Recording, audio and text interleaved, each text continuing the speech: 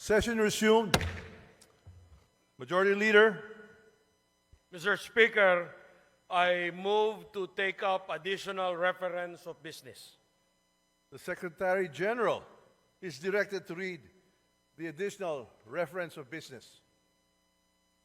Additional reference of business, verified complaints for impeachment.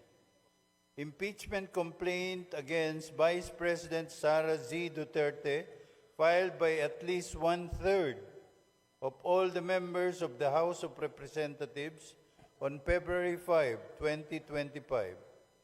Impeachment complaint filed against Vice President Sara Z. Duterte filed by Teresita Quintos Deles, Father Flaviano, SBD Gary Alejano et al., and endorsed by Representative Percival B. Sendanya of the Akbayan Party List on December 2, 2024. Impeachment complaint filed against Vice President Sara Z. Duterte, filed by Teodoro Casino, Lisa Masa, Nery Colomares, et al., and endorsed by Representatives Franz De Castro of the ACT Teacher Party List, Representative Arlene D. Brosas of the Gabriela Party List, and Representative Raul Daniel A. Manuel of the Kabataan Party List on December 4, 2024. Impeachment complaint filed against Vice President Sara Z. Duterte, filed by Reverend Father Antonio Labiao, Jr., Reverend Father Rico P. Ponce, Reverend Father Dionisio B. Ramos et al., and endorsed by Representative Gabriel H. Bordado Jr. of the 3rd District of Camarines Sur, and Representative Lex Anthony Chris A. Colada of the AMBIS OWA Party List on December 19, 2024. Majority Leader. Mr. Speaker, today, as provided for in our additional reference of business, a verified impeachment complaint against Vice President Sara Zimmerman Duterte has been filed by at least one-third of all the members of the House of Representatives on February 5, 2025.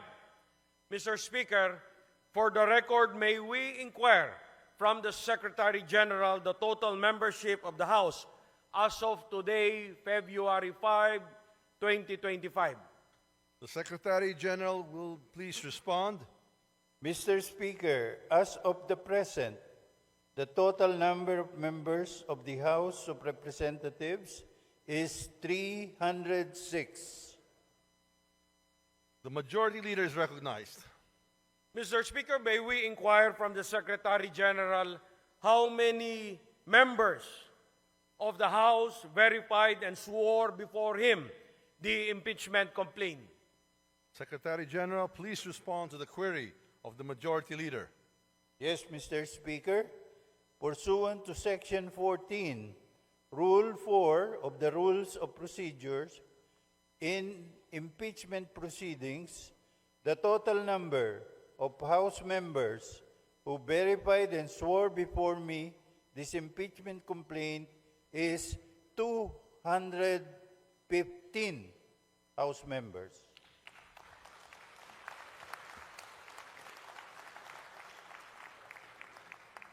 The Majority Leader is recognized.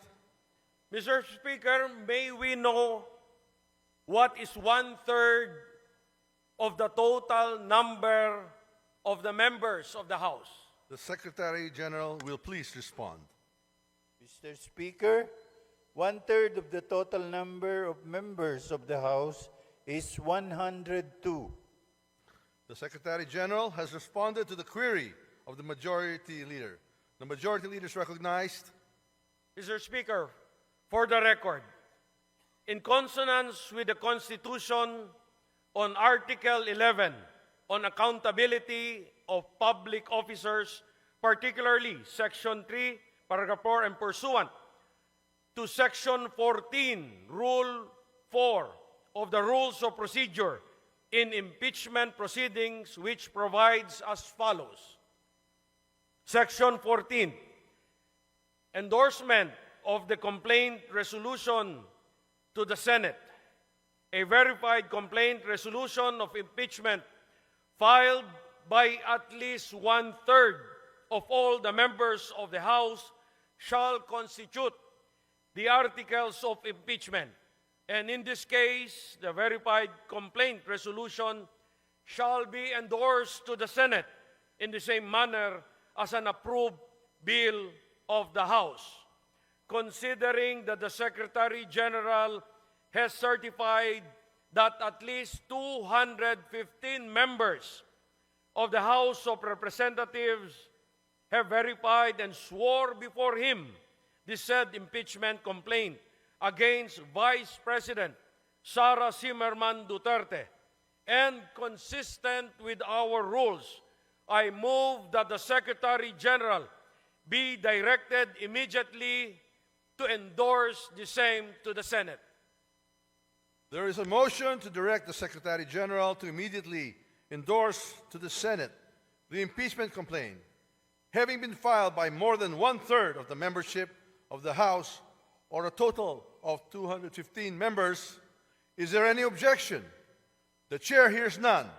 The motion is approved. The Secretary General is so directed. The session is suspended.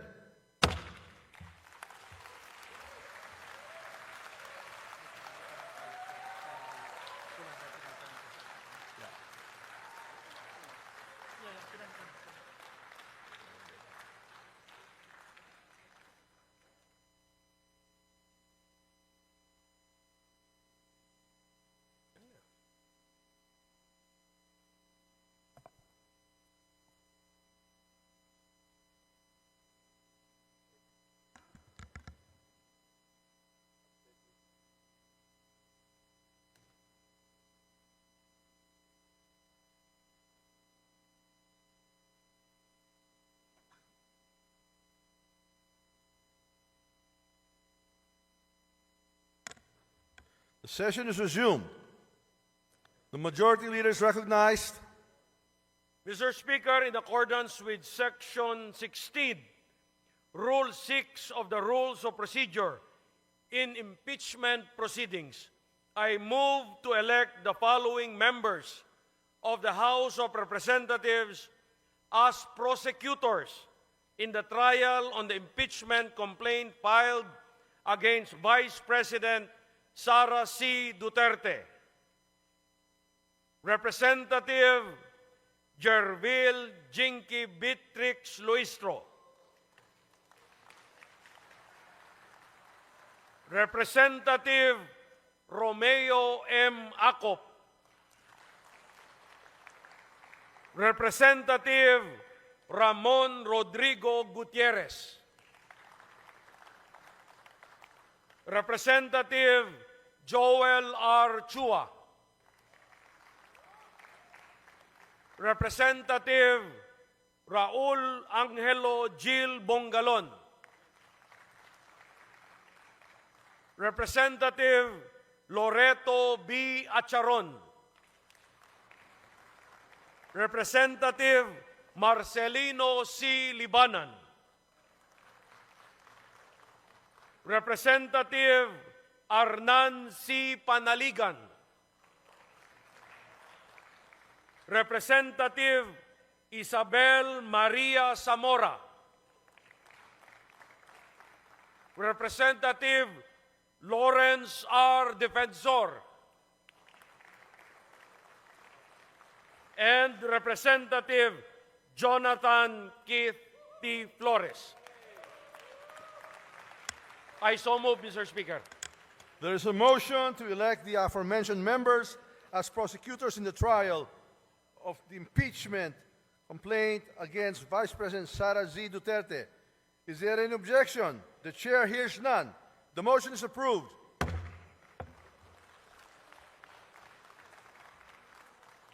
The majority leader is recognized. Mr. Speaker, in the additional reference of business earlier read, by the Secretary General, there are 3 other impeachment complaints filed against Vice President Sara C. Duterte.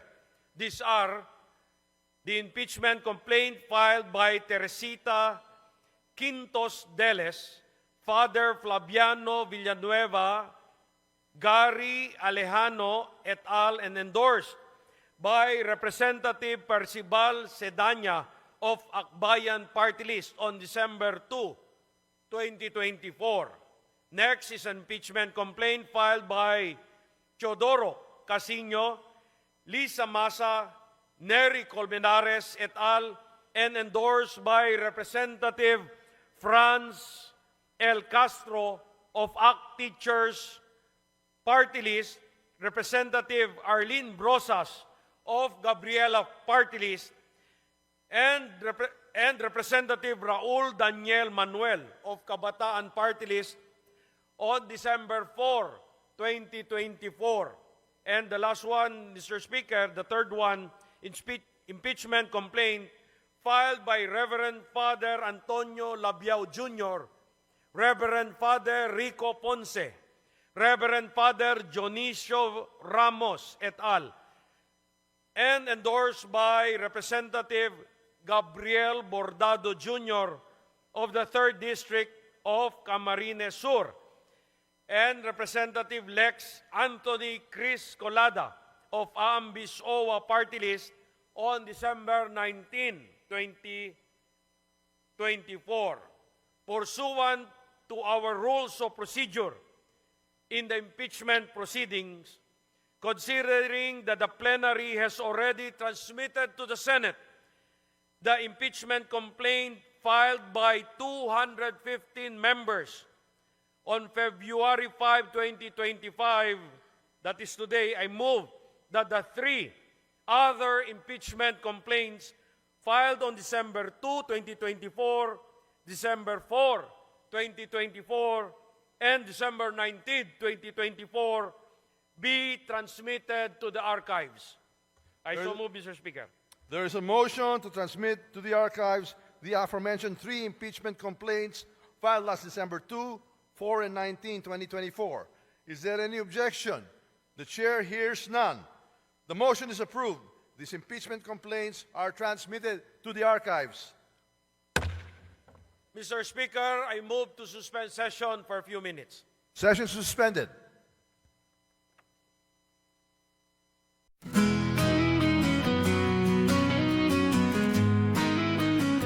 Ang bansa kong Pilipinas, mahal at hirang pinaglalaban. Mga ibang lahi ay gustong kumakangkang.